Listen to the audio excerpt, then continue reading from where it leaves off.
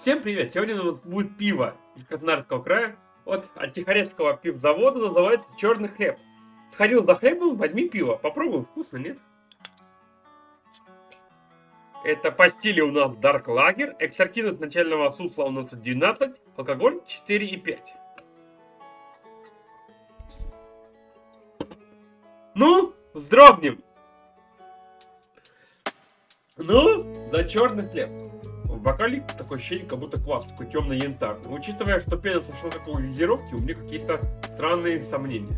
На запах... Да пахнет особо ничем, на вкус. Тут какая-то неприятная мерзкая кислинка. Также горчинка, которая очень неприятная. На пиво это вообще не похоже, а учитывая, что это стоило к тому же 120 рублей, то не. Это второй раз брать не надо, да, по-хорошему-то это первый раз брать не надо. Я этому поставлю 3.